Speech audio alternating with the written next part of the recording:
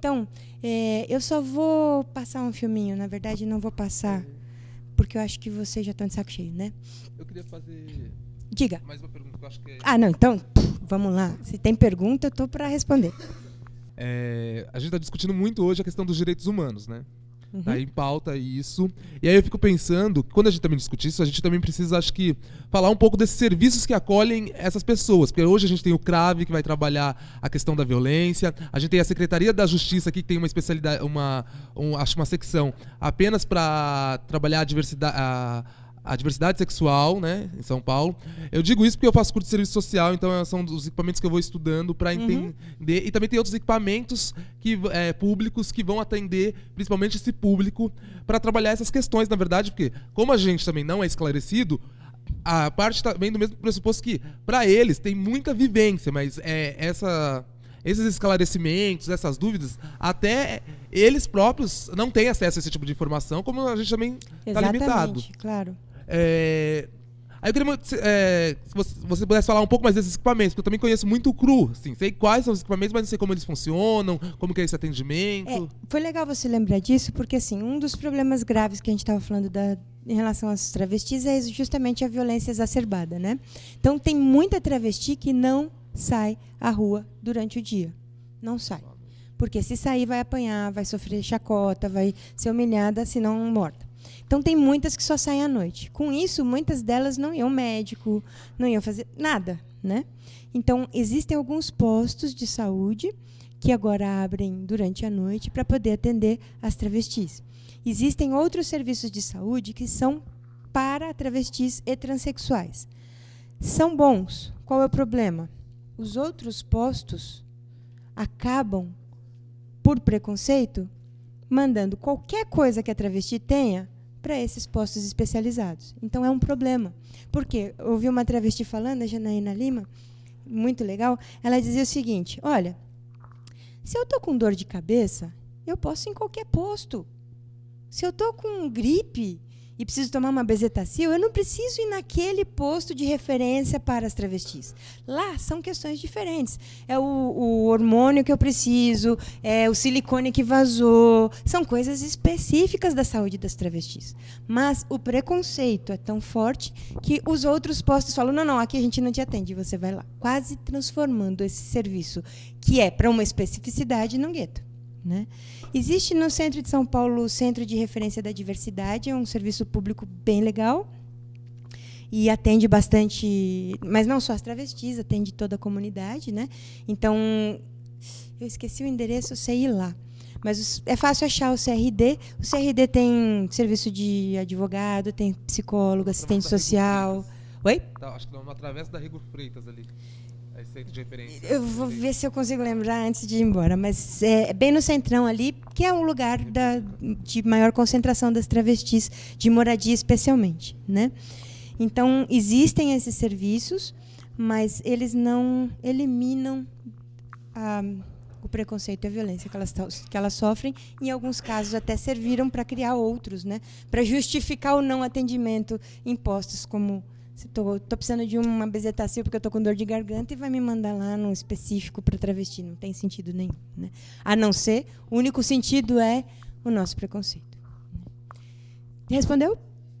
Gente, vocês têm mais pergunta? Porque tinha muita coisa ainda e eu estou vendo que está todo mundo muito cansado. Diga. O objetivo de toda essa caracterização que você está fazendo para a gente, né? Uhum. Sei lá, o objetivo da gente caracterizar, mostrar de que a afetividade, a sexualidade, né, tem que ser expresso fora de parâmetros ou que nós conhecemos no universo da religiosidade. Não existe uma religião nenhuma que aceita esse tipo de denominações e respeite isso, né? As religiões todas, elas são contra esse tipo de caracterização. Porque aí vem a noção de filosofia, teologia, moralidade, onde o bem é só aquele que reproduz, que vai gerar um outro filho. E aí a sexualidade está sendo pautada em outro parâmetro, Exato. que é a vivência da afetividade como prazer, como alegria, como expressão da humanidade que a pessoa Exatamente. Só tem uma coisa. Na verdade, existem religiões que têm mais facilidade, as religiões e não as pessoas que exercem, mais facilidade para admitir a diversidade. As politeístas, as religiões hindus, as religiões orientais, que trabalham, as afro, de matriz afro, não posso esquecer, né? Que trabalham com um panteão, com uma diversidade enorme de entidades. Essas têm muito mais facilidade de aceitar a diversidade e não usar a diferença como um marcador de desigualdade.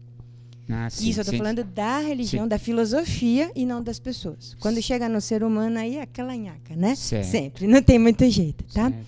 Deu para entender? Sim. E Você o abriu que um você leque. falou é verdade, é isso mesmo, né? A ideia é que a diversidade faz parte da natureza, faz parte da vida da gente. Naquela hora eu brinquei, olha aqui, vê se tem alguém igual, tá todo mundo vestido diferente. E é isso, né? Todo mundo é diferente.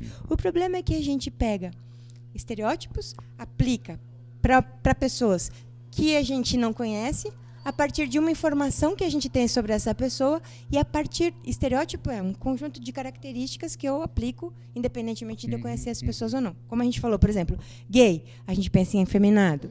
Lésbica, masculinizada. Travesti, escandalosa, truqueira, né? E assim por diante, né? Isso é estereótipo, né? Eu não conheço a pessoa, mas eu pego um conjunto de características que eu aplico para esse grupo e aplico sobre aquela pessoa, independentemente de conhecer ela ou não. E aí, o estereótipo, ele marca, tá em profunda relação com o preconceito, porque a gente acaba tendo um conceito, um pré-conceito, uma ideia antecipada negativa por causa dos estereótipos, por causa da falta de informação. O preconceito alimenta cada vez mais a discriminação. Você sabe qual é a diferença da preconceito e discriminação? Boa pergunta. Mas não para de fazer pergunta, né? Que mulher chata, credo.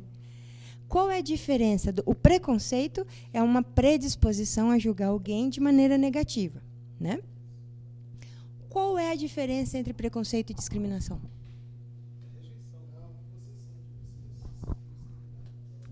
E se sente discriminado por quê? O que aconteceu?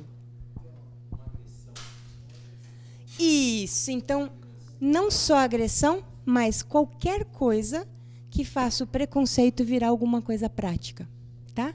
Discriminação é o preconceito colocado em ato, colocado na prática. Por exemplo, eu sou chefe de uma seção, vagou um cargo e eu tenho que promover pessoas. Eu tenho um funcionário excepcionalmente competente que é negro. Eu tenho um funcionário bom que é gay. E tenho um péssimo funcionário que é branco, hétero. E eu vou promover esse. E católico, religioso. E vou promover esse. O que eu fiz? Eu coloquei o meu preconceito em ato. Eu discriminei o negro, que era competente, eu discriminei o gay, que era competente, por causa do meu preconceito.